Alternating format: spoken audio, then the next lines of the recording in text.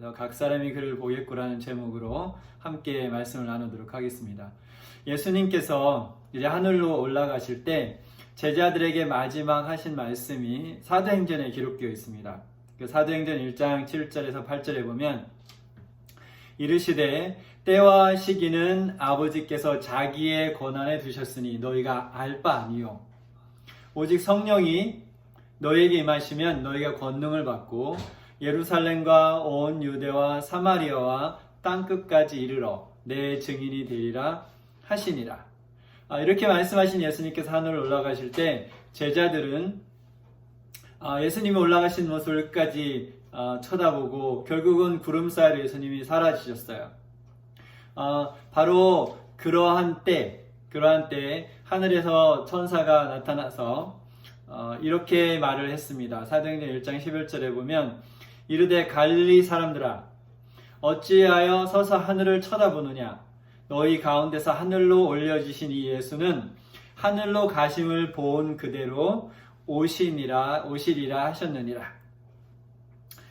이렇게 예수님께서 말씀하시고 또 천사가 제자들에게 이야기한 지 이제 2000여 년의 세월이 흘렀습니다. 그리고 그 이후로 지난 2000년 동안 신실한 그리스도인들은 그 예수님 올라가신 하늘을 쳐다보면서 예수님께서 다시 재림하실 그날을 기다렸습니다. 그렇다면 이런 질문을 누군가는 던져볼 수 있겠죠. 2020년 오늘도 예수님의 재림이 여전히 유효한가? 왜냐면 아직 2000년 동안 너무나 오랜 시간 동안 인간의 관점에서 봤을 때 일어나지 않은 이 사건, 그 사건이 여전히 오늘날도 유효한가라는 질문을 던지는 사람들이 있습니다.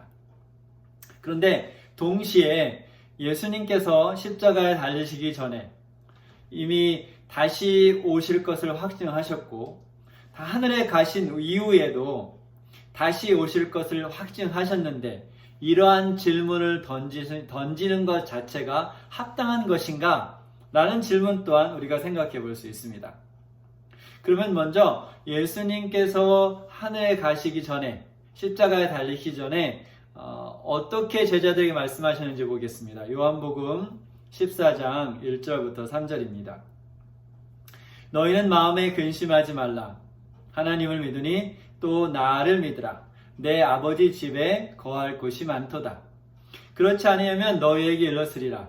내가 너희를 위하여 거처를 예비하러 가노니 가서 너희를 위하여 거처를 예비하면 내가 다시 와서 너희를 내게로 영접하여 나 있는 곳에 너희도 있게 하리라. 그리고 나서 이제 모든 사건이 지난 후에 예수님께서 하늘에 가셨죠. 그리고 이제 제자 중에 한 명인 요한에게 나타나서 요한계시록의 말씀을 주실 때 요한계시록 22장 12절 13절에 보면 또 이렇게 말씀하셨어요. 보라 내가 속히 오리니 내가 줄 상이 내게 있어 각 사람에게 그가 행한 대로 갚아주리라. 나는 알파와 오메가요 처음과 마지막이요 시작과 마침이라. 그리고 같은 장 20절에 보면 내가 진실로 속히 오리라. 이렇게 십자가에 달리시기 전에 또 하늘에 가신 이후에도 예수님께서 다시 오실 것을 확증하셨습니다. 이렇게 약속을 하셨을 뿐만 아니라 예수님께서 재림에 관해서 제자들에게 말씀하실 때 하신 말씀을 보면 이 말씀이 얼마나 확고한 것인지 그것이 기록되어 있습니다. 그래서 마가복음 13장 31절에 보면 천지는 없어지겠으나 내 말은 없어지지 아니하리라. 이렇게 예수님께서 하신 말씀에 대한 확증을 하셨어요. 그렇다면 지금 우리가 나눈 성경절들을 근거로 볼 때 예수님을 개인의 구주로 맞이한 사람들은 적어도 그 사람들은 어디에 의문을 가지면 안 되는 것일까요? 예수님의 재림에 대해서 의문을 가져서는 안 될 것입니다. 왜냐하면 예수님께서 약속하셨고 또 예수님께서 확증하셨기 때문에 그렇습니다.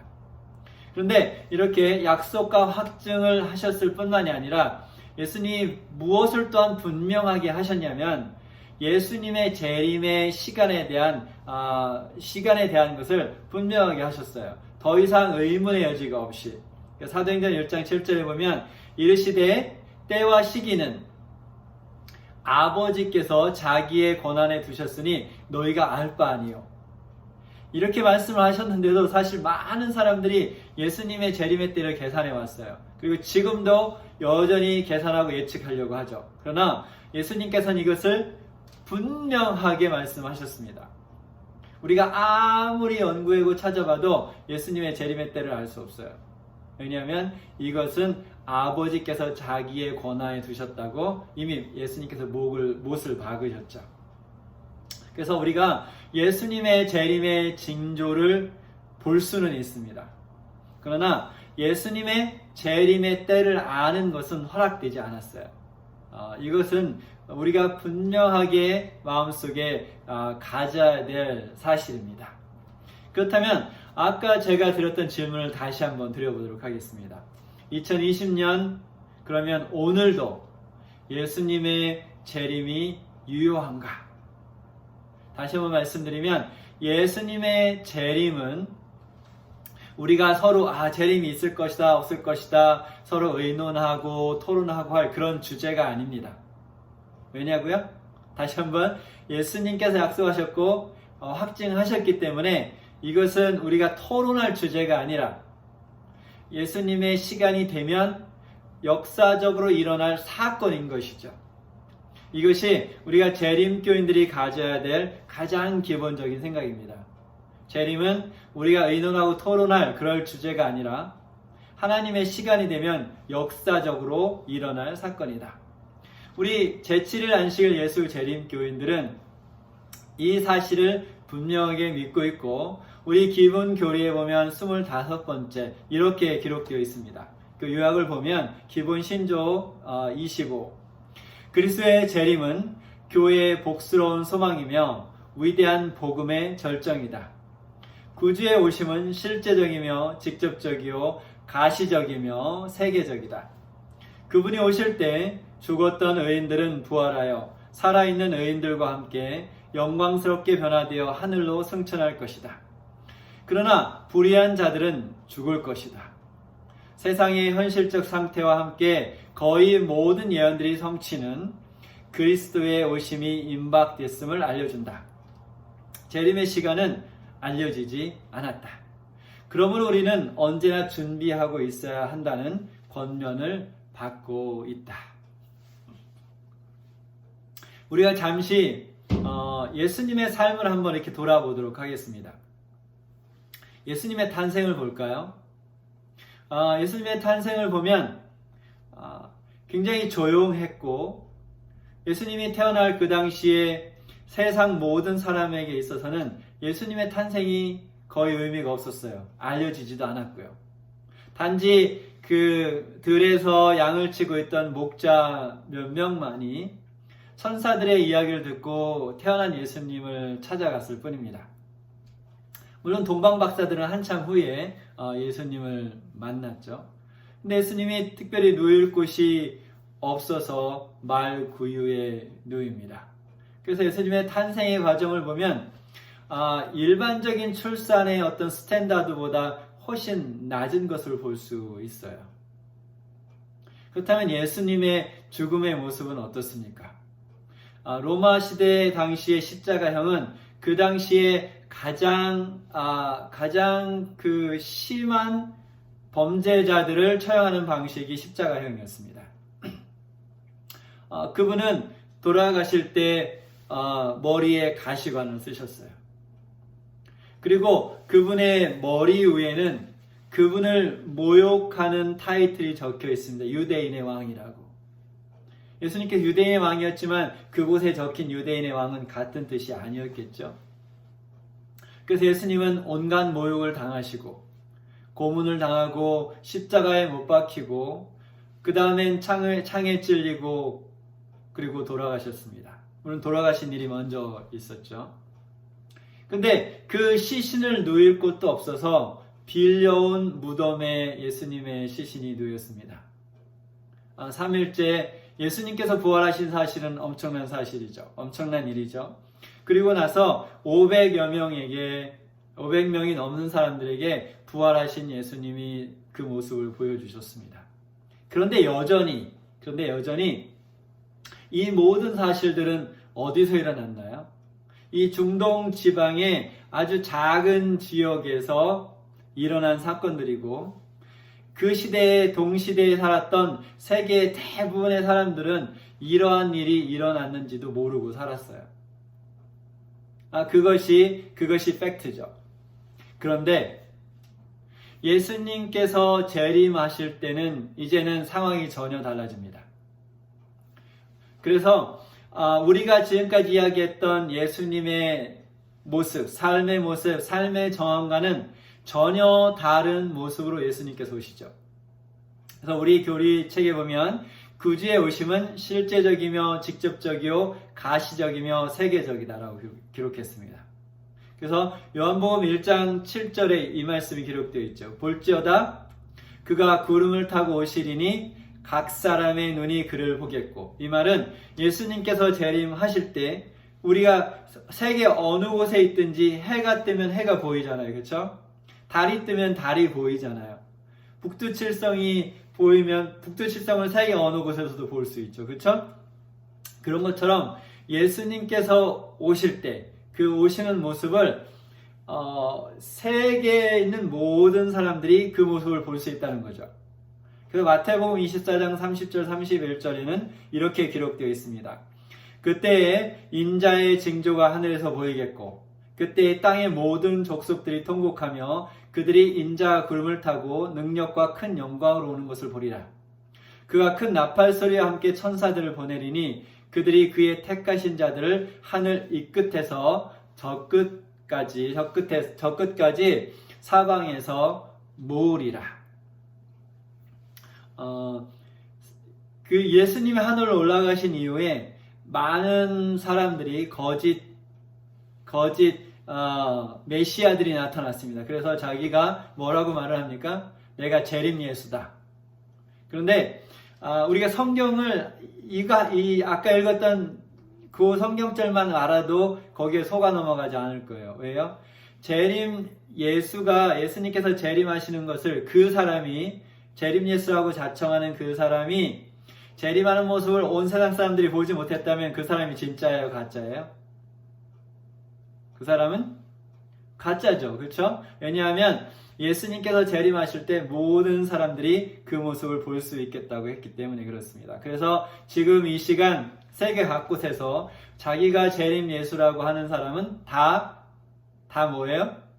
다 가짜죠. 그래서 여러분은 그런 것에 속아 넘어가지 않을 것입니다. 그래서 이 재림의 순간을 보지 못하는 사람은 한 명도 없을 거예요. 근데 그 이유가 있습니다. 예수님께서 그 모습을 모두 보게 하는 이유는 예수님의 재림의 그 사건이 이 지구상에 있는 모든 사람들에게 영향을 미치기 때문에 그렇습니다. 그리고 이 지구상에 살고 있는 모든 사람들의 영원한 운명을 결정하는 사건이기 때문에 그런 것이죠. 그렇기 때문에 모든 사람이 보아야만 합니다. 어쩌면 예수님께서 재림하실 때 세계 뉴스, BBC, CNN, CBS, 한국의 뉴스들이 그것을 순간적으로 보도할 수 있을지는 모르겠어요. 그래서 다 입이 딱 불어서 놀라면서 이 사건을 보도할 수 있을지 모르지만 그 어느 방송사도 그 사건을, 그 쇼를 마치지 못할 것입니다. 왜 그럴까요? 그 쇼를 진행하는 TV 아나운서도 이 재림의 영향을 받기 때문에 그렇습니다. 그러면 각 사람이 어떻게 영향을 받는지 한번 살펴보도록 하겠습니다. 첫 번째로 살아있는 사람이 아니라 죽어있는 사람이 영향을 먼저 받을 것입니다. 그래서 예수 그리스도 안에서 죽은 자들이 예수님께서 재림하실 때 부활하실 것입니다. 그래서 데살로니가전서 4장 16절에 보면 주께서 호령과 천사장의 소리와 하나님의 나팔 소리로 친히 하늘로부터 강림하시리니 그리스도 안에서 죽은 자들이 먼저 일어나고.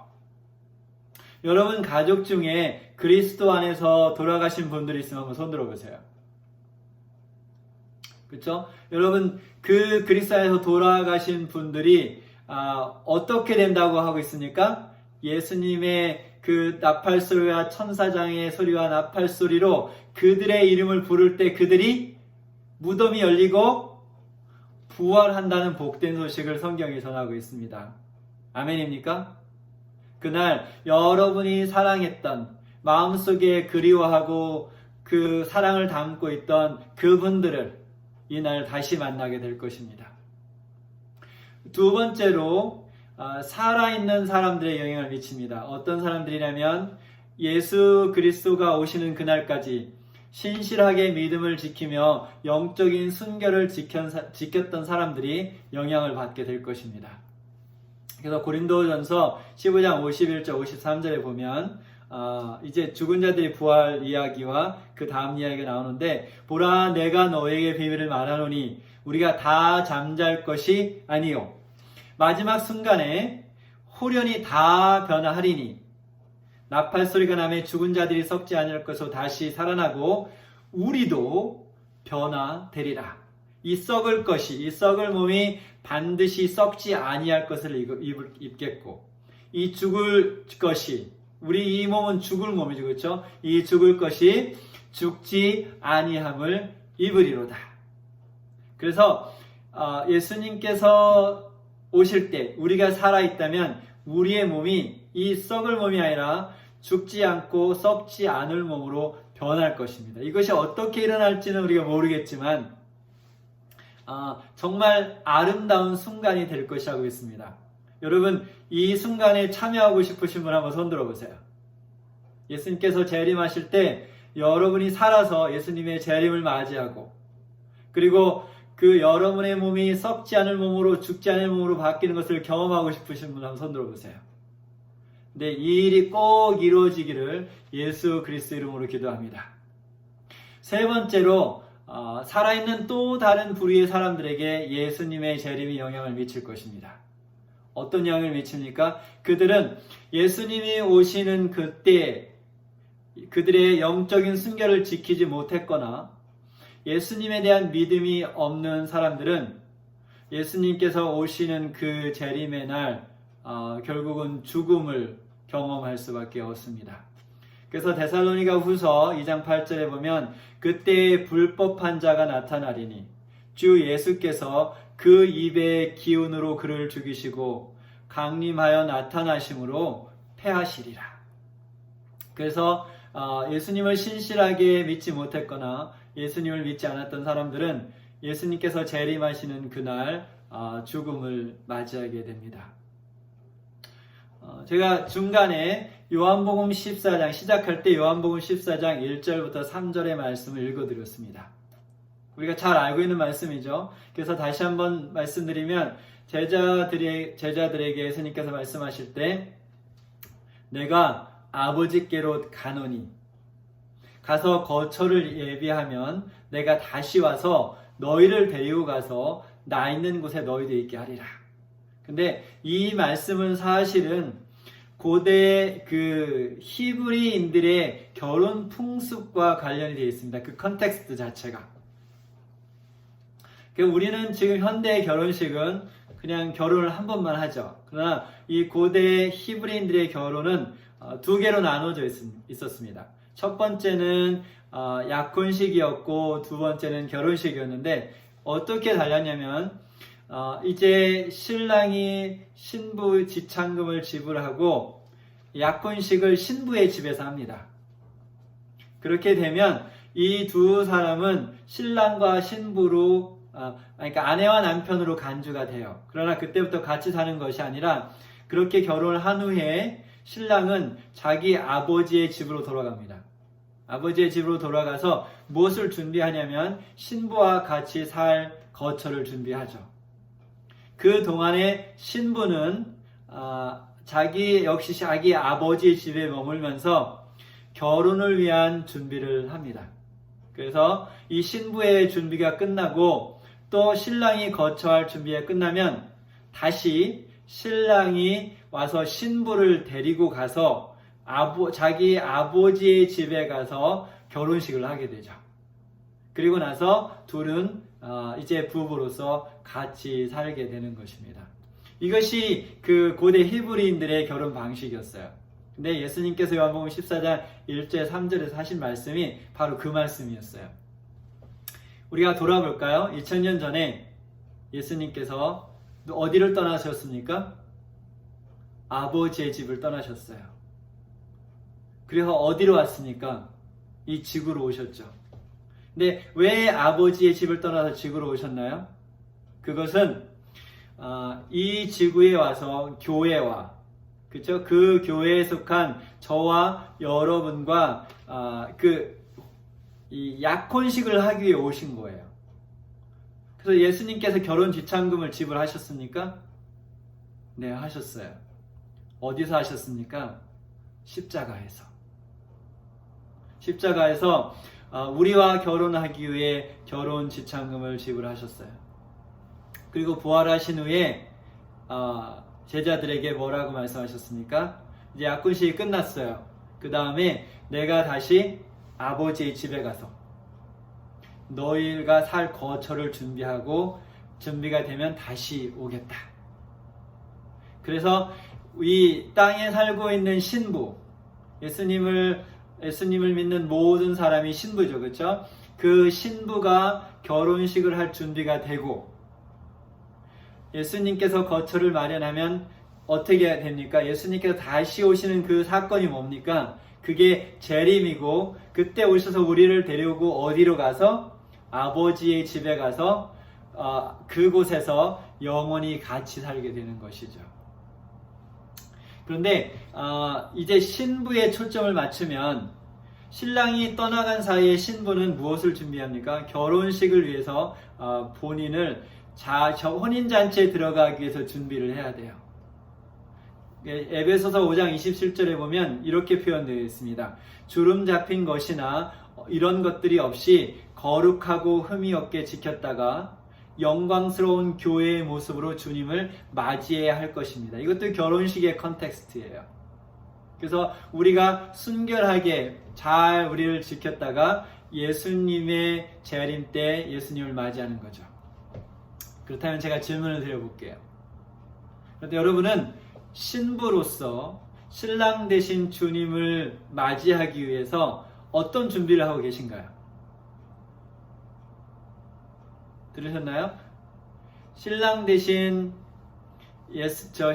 주님을 맞이하기 위해서 신부로서 어떤 준비를 하고 계십니까? 그리고 어떤 마음으로 기다리고 계신가요?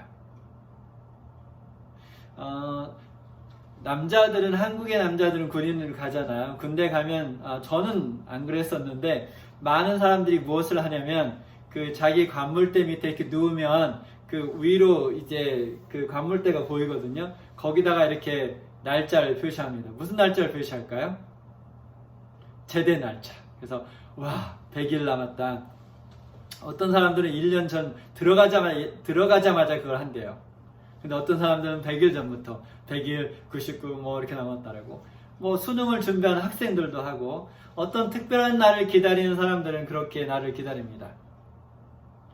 여러분은 어떤 마음으로 예수님을 기다리고 계신가요? 그런데 이 일반적인 재림을 기다리는 사람들의 마음을 마태복음 25장에 잘 기록하고 있습니다. 25장에 어떤 비유가 나옵니까? 열 처녀의 비유가 나오죠. 열 처녀들이 어떻게 생각하냐면 신랑이 더디 오므로 이렇게 다 졸며 잘세. 무슨 말입니까? 예수님의 재림을 기다리는 사람들이 왜 이렇게 예수님 재림이 안 오시지? 재림이 안 되지? 왜 안 오시지? 하면서 결국은 재림에 초점을 맞추고 살기보다는 뭐가 흐트러지는 거예요? 영적인 삶이 흐트러진 모습을 마태복음 25장은 우리에게 보여주고 있습니다. 근데 신랑이 더디 오는 게 맞나요? 2000년이 지났으니까 그렇죠? 더디 오는 게 맞나요? 아니요. 하나님은 모든 일을 하실 때 무엇에 맞춰 합니까? 하나님의 시간에 맞춰서 일을 하십니다. 믿습니까? 네, 하나님은 그냥 일을 하시는 것이 아니라 하나님의 시간에 맞춰서 정확하게 하시죠. 또 우리가 다니엘서를 공부했잖아요. 그렇죠? 다니엘서를 교과책에서 공부했는데 보면 예수님께서 초림하시고 침례를 받으시고 돌아가시고 부활하시는 일들이 예언에 기록되어 있습니까? 안 기록되어 있습니까? 기록되어 있습니다. 그 시간에 맞춰서 예수님의 사건들이 역사적으로 일어났나요? 네, 역사적으로 일어났습니다. 예수님께서 탄생하시고 돌아가시고 부활하신 모든 일들이 하나님의 시간에 맞춰서 일어났다는 것이죠. 그렇다면 예수님의 재림도 하나님의 시간에 맞춰서 정확하게 역사적인 사건으로 일어날 것입니다. 하나님의 시간은 늦춰지지 않는다는 것이죠. 그런데 다시 한번 말씀을 드리면 우리가 그 시간을 아는 것은 허락되지 않았습니다. 그런데 우리에게 무엇을 요구하냐면 우리에게 충실함을 요구하십니다. 여기 대부분 결혼하신 분들이 많으신데 한번 이렇게 돌이켜 보세요. 그 결혼식 준비가 쉬운가요? 어려운가요? 어렵죠? 여기저기 예약도 해야 되고 또 결혼식 순서에 그 참여할 사람들에게 또 부탁도 해야 되고 또 청첩장도 보내야 되고 또 신혼여행을 가야 된다면 신혼여행을 위해서 여러 가지 예약들을 해야 됩니다. 준비할 것이 너무 많죠. 그런데 이 혼인식, 결혼식을 위해 준비할 때 가장 중요한 것이 있어요. 그것이 뭐냐면 신랑 신부가 순결을 지키는 것입니다. 만약 그 신랑 신부 중에 한 명이 결혼식 전에 바람을 폈다면 그 모든 결혼식 준비가 의미가 있어요, 없어요? 의미가 없죠. 그렇죠? 아무리 비싸고 아름답고 멋진 곳을 예약을 해놨어도 결국은 그것을 어떻게 해야 됩니까? 취소할 수밖에 없죠. 결혼식이 진행될 수가 없죠. 왜냐하면 그곳에 신랑이나 신부가 둘 중에 한 명이 오지 않을 것이기 때문에 그렇습니다. 순결과 충실함이 재림을 기다리는 신부에게 있어서 가장 필요한 덕목인 것입니다. 그런데 어떤 재림교인들은 이 충실함에 대해서 오해를 하고 있어요. 그래서 그 오해가 어떤 것인지 설명해 주는 인용문을 제가 한번 읽어보도록 하겠습니다. 교회지원 4권에 있는 말씀입니다. 하늘에 구름을 타고 인자가 빨리 오실 것이라는 믿음은 진정한 그리스도인들이 생애의 일상적인 일을 부주의하거나 등한시하도록 만들지 말아야 할 것이다. 현재의 삶을 부주의하거나 등한시하라고 했어요? 하지 말라고 했어요? 하지 말라고 했죠. 그래서 그리스도의 속히 오심을 바라보며 기다리는 사람들은 게으르지 말고 자기 일에 부지런할 것이다. 현재의 삶에 어떻게 하라는 겁니까? 충실하라는 거죠. 그렇죠? 그래서 자기의 일에 대한 부주의한 무관심이 그들의 영성과 세상과의 분리에 대한 증거라고 스스로 자랑하는 자들은 큰 기만에 빠져 있다. 이 땅에서 우리가 직면하는 것들이 영원한 것은 아니지만 그것들이 우리의 성실성, 신실함, 고결함을 시험하고 확증해 줄 것이다. 만일 그들이 작은 것에 신실하다면 이 작은 것은 이 세상 일을 표현합니다. 그들은 큰 것에도 신실할 것이다. 사랑하는 교인 여러분, 우리가 마지막 시대를 살아가면서 예수님의 재림을 기다릴 때 먼저 여러분의 주어진 매일의 삶에 충실하시기 바랍니다. 학생이라면 열심히 공부할 것이고 직장인이라면 직장에서 열심히 일하고 사업을 하고 계신 분들이라면 그 사업에 전념하시기 바랍니다. 그것이 그러한 충실함이 결국은 어디로 연결된다는 것입니까? 우리의 영적인 삶에 연결이 된다는 것이죠. 그래서 그러면서 동시에 우리가 잊지 말아야 될 것은 우리에게 주어진 사명은 복음을 전하는 것이라는 것입니다. 그래서 복음을 전하는 자로서의 사명에도 역시 우리가 어떻게 해야 되겠습니까? 충실하고 신실해야 될 것입니다. 그래서 매일의 삶과 그리고 복음을 전하는 복음 전도자로서의 삶이 균형을 이룰 때 우리는 재림을 가장 신실하고 가장 아름다운 모습으로 기대할 수 있을 것입니다. 우리 사랑하는 교인 여러분, 우리는 어떤 시대에 살고 있습니까? 바이러스가 온 곳에 만연한 시대에 살고 있습니다. 그래서 이 바이러스가 사람 몸에 침투하면 그 사람의 몸을 망가뜨리고 죽음으로 이끌죠. 그러나 이러한 육체적인 죽음을 이끄는 바이러스뿐만이 아니라 우리 주변에는 무엇이 많나요? 우리의 영적인 믿음, 우리의 믿음을 무너뜨리려고 하는 영적인 바이러스로 가득 찬 시대에 우리는 살고 있습니다. 그 바이러스로부터 우리를 지키기 위해서는 우리는 영적인 건강을 유지해야 됩니다. 그리고 우리의 순결함을 유지해야 될 것입니다. 우리 사랑하는 교인 여러분, 예수님께서 재림하시는 그날 우리 모두가 살아있다면 우리 손에 손잡고 공중에서 예수님을 맞이하고 우리 다 함께 하늘로 영원한 집으로 함께 갈 수 있기를 소망하면서 말씀을 마치겠습니다.